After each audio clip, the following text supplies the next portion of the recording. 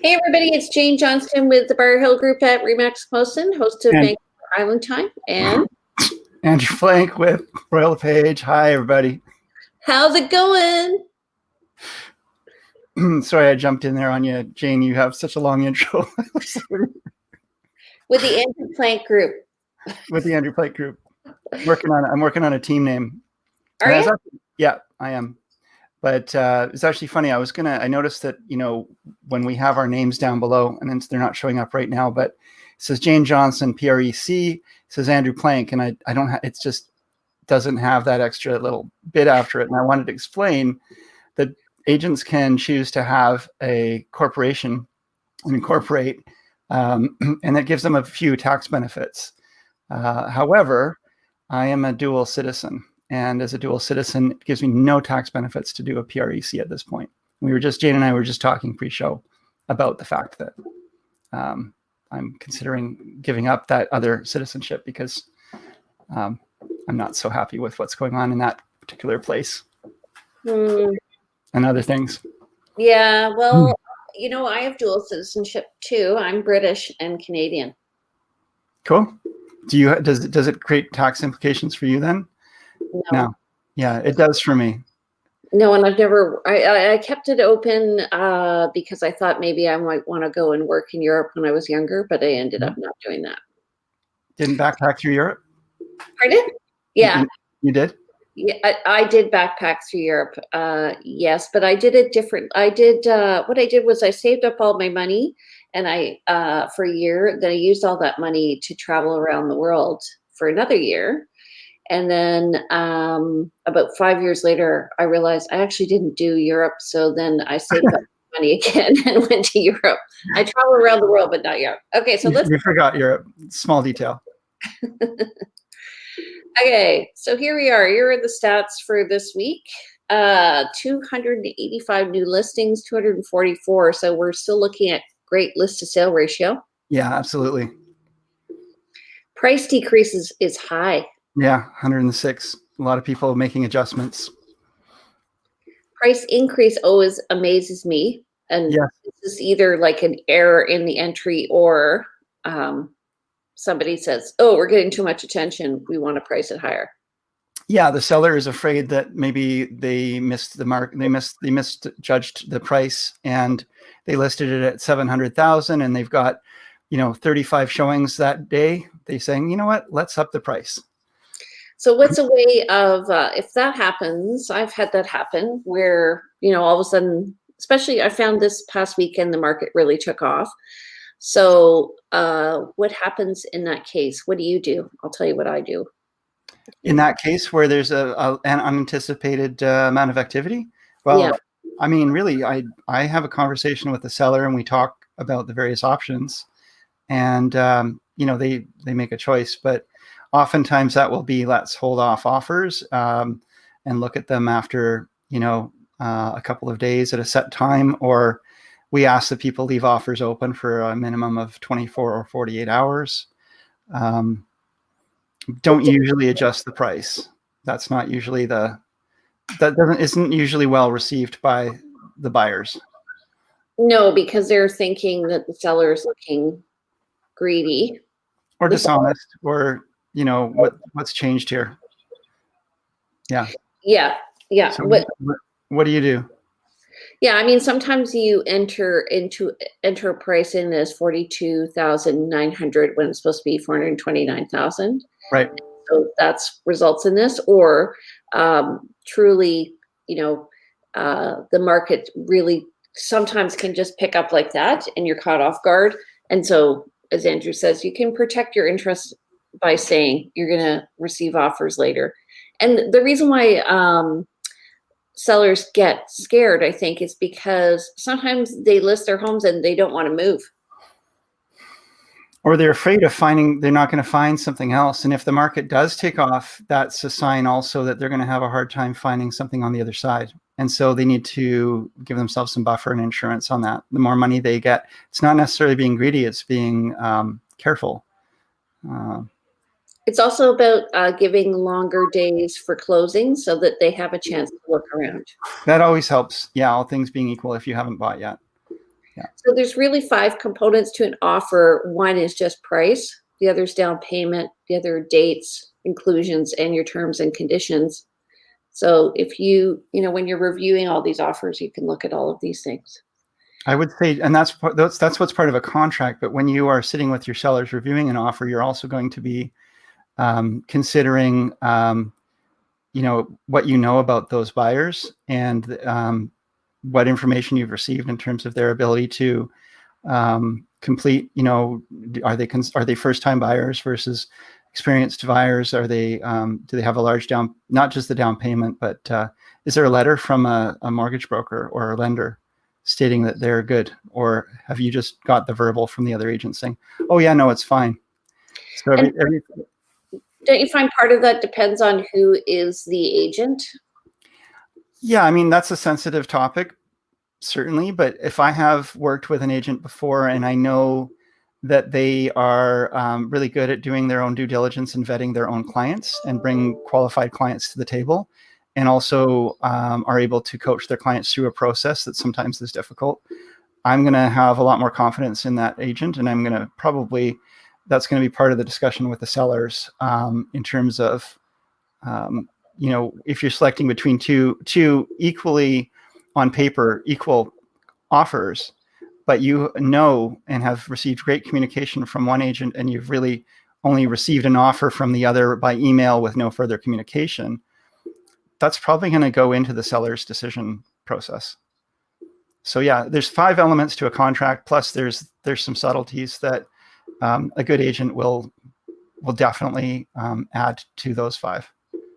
So I had an interesting situation where we avoided multiple offers by going in super quick and getting our offer accepted.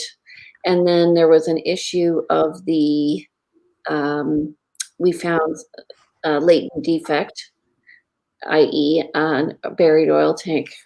And not to go into details, but the listing agent gave the seller the impression that we would go back and negotiate price. And I'm like, no. Sorry, you were representing the buyers, and the listing agent gave the seller, and that you would go back and negotiate price. Yeah, because there was a backup offer coming in. I didn't mention that, but oh, I see. Yeah, and I'm that makes a difference. I don't think so. When you have an offer and it's only the buyer subjects, then the buyer removes the subjects unless they open up the contract. Then everything is game on, right? Yeah, absolutely. Okay, so let's talk about our favorite areas. Yeah, I didn't choose favorite areas as such. I chose a couple of little hidden gems that I think are kind of fun that not everybody in Victoria might know about. Every time I find a property in that kind of area, I always think it's a bit of a magical spot. And everybody's got their opinion of what that might be. But there's lots of little pockets throughout Victoria. And maybe every once in a while, Jane and I will pull some of these out and highlight a little area. So do you want me to start then, Jane? Sure. Yep. Yeah. So I was looking at a couple of areas that I've always found really kind of fun. And, I remember being a young person in Victoria, and, you get your driver's license, you drive around, you explore a bit. Wow, Zoom. No. And you discover these little areas you had never been to before. So these are both in Saanich East that I'm going to show today. And this one on Athlone Drive is this little circle. We got Mackenzie Road here going up to Cedar Hill Road, Shelburne. You have to share your screen. Oh, okay. That would help. Sorry. Let's just go back over here. Small detail, just a small little detail. We considered going out into the public and doing this remotely, and then we decided it would be better if we simply did this remotely. Yeah. Okay. Yeah. Ready? Okay. You can see my screen now, right? Yeah. Okay. So Athlone Drive. So in this little area here between Mackenzie, Shelburne, Cedar Hill Crossroad. So Saanich East, there's this up off of Brayfoot and down Wendy. It's this little circle called Athlone Drive. And it's this beautiful little subdivision. Let's try and do this little walkthrough. It's just this beautiful little subdivision, Gary Oaks, no sidewalks, no street lights really, but just this beautiful area of older homes, some really quite majestic. And it's just this little hidden gem of an area. Let's just sort of go for a quick zoom along here. Ooh, pixelated. This is a Minecraft tour.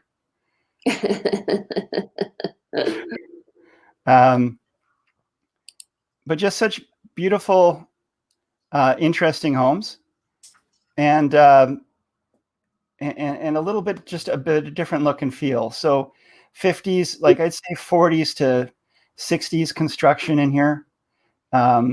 Some really fun, again, like larger, older homes. There's a bit of a mix, but it's not your typical Victoria suburban neighborhood. It's, let's say it's not your, cookie cutter square lots, single family homes on an average. This beautiful little circle with, and it's gone in terms of condition up and down over the years, and you can see some of these homes, better shape than others. But it's definitely worth a little drive to explore. And I just love the homes in here, and I think that it's such a nice little neighborhood feeling, and it's a little bit of a time capsule. It feels like look at these chairs here. It just feels like you're going a little bit back into time, and people are, landscaping their properties in a kind of it just feels a little bit more old fashioned and kind of fun. So that was one I wanted to highlight for anyone who's maybe out for a Sunday drive and wants to check out a different neighborhood. Or if you see something in this area, and it's not just Athlone Drive, there's a couple of other streets around it, but overall, this bit of a homage to yesterday. I kind of like that. Again, they've kept the Gary Oaks. They haven't just cut everything down. It's not Gary Oaks are protected, but it just feels like a beautiful little neighborhood. It's almost like a little bit of Oak Bay has been dropped into Saanich East, but it's a little hidden gem. What do you think? Any comments? There's a street that I sold a house on by Cook, Cloverdale, and Quandra area, that triangle near Cloverdale. Just east of there's a nice little enclave exactly like that. That was going to be my other. You're raining on my parade here. That was going to be my other area to talk about, because that's like Clovelly Terrace and Salisbury Way. Yeah, and there's some beautiful little places in there. But let's get to that in a bit. I can do another little tour of that. But why don't you talk a little bit about your spots? Okay. So I am going to just share my screen, and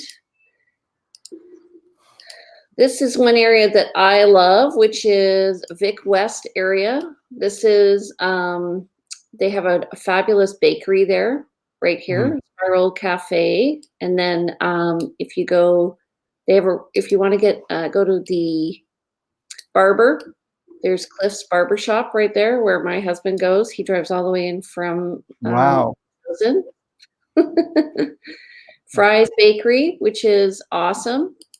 There's also Crown Palace. Yeah. There's also Banfield Park, which is right across the street, which has great trails you can ride along and go along Selkirk. This is a bike trail, actually. And then can I just jump in and say Selkirk Avenue is one of my favorite streets in Victoria as well. Such a beautiful little street, and there's some waterfront homes along there, but even the non-waterfronts are just, it's just a gorgeous little street. And, if I was moving to Vic West, looking for a place, I would definitely be looking closely in that area. You can also go swimming in the gorge if you want. It can be a bit, you can see here, it can be a bit crowded. They do, this is kind of like an annual jump that they do in the gorge. So I recommend that. And then I actually row in this area. This is looking from Banfield Park towards, oh, sorry, this is looking from the trestle towards Deadman's Island and the bridge. So this area here, I just love. I picked Banfield Park because I used to go there when the kids were little. It has a YMCA in there, and they have a really nice daycare as well. So, yeah. And you've got, oh, sorry. On that map again, just on the other side of the gorge, that whole area along the gorge is great. You've got Vic West on one side, and you have Saanich East on the other, in Victoria, City of Victoria. I guess it's Saanich East there, or is it, where's the dividing line? That's Victoria, just it's at Harriet. Yeah, so the Selkirk, there's the Jutland area, and the development in there has got some beautiful condos and Glow Europub, and just some beautiful patios and water views. And that's just on the other side from there, but I just was pointing that out. Okay, you go ahead. Oh, okay. So we go over to Salisbury. Let's just, okay. Oh, it's sharing screen already. Thank you. And let me get my bearings here. Where the heck am I? Just type it in the top left. What's that? I think next time we should go to the area. Yeah. Okay. So here we are. It's the area here I'm talking about right here. And so we've got Cook Street coming up. It connects in with Quadra here. There's the Thrifties here. Yeah. And going up High Quadra to Mackenzie and so forth further up. So this area here between Maplewood Street and Cook Street right in here has some really interesting little homes. And especially, I referenced getting being a young person and getting my driver's license, and driving around. When I took my driver's test, this was one of the spots that they would take you right here for, and especially when you're like learning, because there's this like 5-way stop that's they really trying to catch you up on this one. So that was a lot of fun. But you can see it's a bit similar, but maybe a little bit more open. Some really beautiful older homes, really well built in this neighborhood. And again, just this gorgeous little hidden away area. This is the corner of Camrose and Salisbury in Saanich East. But beautiful colors, beautiful landscaping. Again, there's no sidewalks, which some people might say, well, that's not great. But it's also, there's no sidewalks because there's not a lot of traffic. This is a 5-way stop, but this is not a busy area in terms of traffic. And, so you can walk down here and just have a beautiful stroll. Again, sorry about the pixels. Come on, computer. You can see it's a little bit more open than around Athlone Court. A little bit more sky visible, a little bit less trees, a little bit more lawn. But just, again, in my mind, some really beautiful homes. I'm not a big fan of like cookie cutter, same as all the same homes in this neighborhood. And these are all, they all have their own unique style. They're all a little bit different. And this was a neighborhood that back in the day would have been just a beautiful, beautiful area to live, and I think still is. So, yes, yeah, it is, isn't it? Whoever did the Google Street View did it at the right time of year for sure. But this was the area you said you had buyers for in this area recently, or? Just a little further north and east. Yeah. Mm-hmm. Similar to Athlone Court. Yeah. Right. I like those streets where I remember there's one in Toronto near where I grew up that was like that felt like it was kind of developed organically, mm-hmm. The street goes around the trees rather right. than trees being removed, I guess. Yeah. And you can see, again, it's not your, grid kind of system here. You've got, curving roads and these crescents and so forth, and just some really wonderful homes along there. And this is just a taste test, but again, anyone who hasn't ever been to these areas, I suggest maybe just doing a quick drive around. So that's Salisbury Way? Yeah, that's Salisbury Way, Camrose Crescent, up in the Maplewood area of Saanich East. Okay, I'm going to remove you here. Yep. All right, so I'm going to be focusing on my second area is a little bit more of a traditional type place. And let me just share my screen.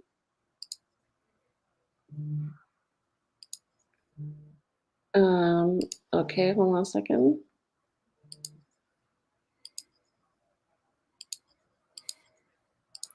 So this is the Cook Street Village. This is one of the most popular areas in Victoria. When people come to Victoria and they're looking to find a community, often they wander just east of the Beacon Hill Park and they end up in Cook Street Village, and it's quite quaint. If you want to have a cup of tea, you can sit out at the Mocha House. There's a little place where you can buy antiques. They're developing it now. There's a pub here, the Beagle Pub. There's a locally owned grocery store. That's where there's a coffee shop. And then they're developing this area. This is actually a few years old because I think the buildings is a rental building that's now it's already built up. Yeah. But people just stroll. You can see like there are people on the street strolling along here. They hang out. People hang out in this area and get together. I would go down and meet friends for coffee in Cook Street Village, despite the fact that it was inconvenient location for all of us. To hey, let's meet in Cook Street Village and go to the Mocha House for coffee. And there's just a nice area near Beacon Hill Park and Dallas Road and the ocean. And there's a mix of homes around here that if you're looking to live in a village lifestyle area, you've got options of condos or townhouses or beautiful single family homes in Fairfield. Let's see. So this is going a lot faster than mine did. Typical street in Fairfield. So you get character homes, and a lot of people in here work in government. They walk to work. Mm-hmm. So yeah, great area, very safe. And considering you're literally probably a 10-minute walk to downtown, yeah, nice place to live. It kind of reminds me of where I grew up in Toronto, on Briar Hill. On Briar Hill, I was going to say, is that Briar Hill? So you like Cook Street Village. There's a lot of wonderful villages in Victoria. People often want to live near a village, walkable. Cook Street is one of the primary ones. There's other villages in Victoria to check out. Estevan Village is a wonderful village as well. Throw a couple other. One of my favorites, actually, sort of off the radar, if you're looking for good value and be in a village, would be out in central Saanich. Oh yeah. Saanichton. Yeah. Yeah. There's a beautiful village out there. Some great butchers and coffee shops and restaurants and groceries. And there are condos and townhouse options that are quite reasonable relative to in Victoria. And it's still a walkable neighborhood. The neighborhood is walkable, but work is probably a drive if you're working in town. Right. I also find that, like coming from Toronto was a series of little towns that were built up along a highway, the Highway 1. And so when I moved across the city, I lived in a few different areas. It was like you'd have this enclave and you like Bloor West, Greek Town, the beach, Forest Hill, North Toronto, all these places. Now I find here there's Metchosin. It's a really strong sense of community. Langford's developed it now. Yeah. getting there. It's not quite there yet. It doesn't really have kind of a. It's coming together, though. I was just driving through Colwood day before yesterday, and really got a strong sense of, I could see along the corridor where it's always been a lot of just decrepit homes along the corridor on the Old Island Highway there. They're starting to do development, and they're starting to make change, and there's infrastructure coming in. And I could just see what Colwood will probably look like in 15 or 20 years. And it's probably 15 or 20 years. It's not 5. But it's coming together, and it's actually more of a center. It's closer to town in some ways than Langford, areas of Langford. It's closer to the ocean. It has a lot going for it, but it was slow off the mark to get going in terms of its bringing in infrastructure and development. I think it had a lot to do with the fact that they didn't bring in the sewer. Sewers, yeah. Yes, absolutely. And that's going to be a challenge for them for quite some time. And they've hired some people off of Langford to work for them. Sure. Excellent. Well, you mentioned Metchosin, and that's one of the neat things about this area of Victoria is, Victoria as an area is, we're made up of all of these different separate municipalities, and each has its own culture. And so, like, for example, Metchosin and the Highlands are very anti-development, and you'll get this line along the border between Metchosin and Langford, for example, where you've got all of these houses built up, and you've got sewers and everything, and then you're into no man's land and rural and not a lot of development. And I think that's wonderful. If someone wants that, they can choose, and you kind of vote with your feet there by where you want to go and what kind of things you value. I find, I live in Metchosin. I'm not really pro-development. I'm more like lifestyle. I think people should be buying into neighborhoods. I did find, we bought where we bought. We're on the border of Metchosin and Colwood in the Royal Bay development. Mm-hmm. Because of the Royal Bay development. And I think that will be the new downtown for. Royal BC Museum just announced they've got a museum coming out that way, and you can just see the plan, and the plan for that area is massive and intensive. And eventually there's going to be a ferry between the downtown core, passenger ferry, and so forth. And that's open ocean, folks. Pardon me? I said that's open ocean. But it's necessary. Yeah, it'll be bumpy. In the winter, it'll be bumpy. Yeah. Okay, so what do you want to talk about next week? What's up here? How about just the process of, I don't know, how do you deal with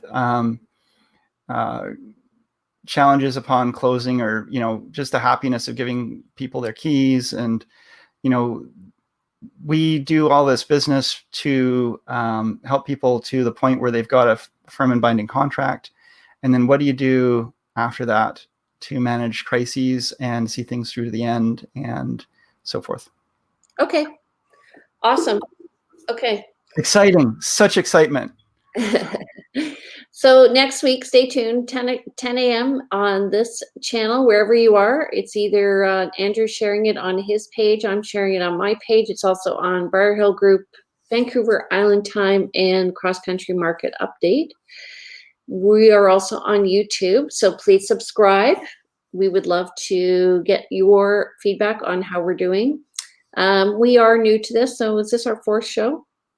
Yeah, that's about it. I figure that's plus or minus 1. The first one didn't go so well. No.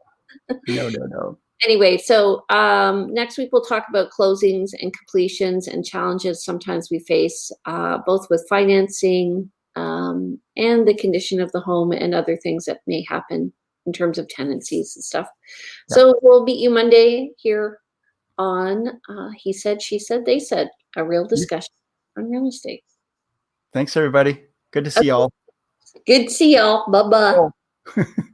Did I mention dual citizen?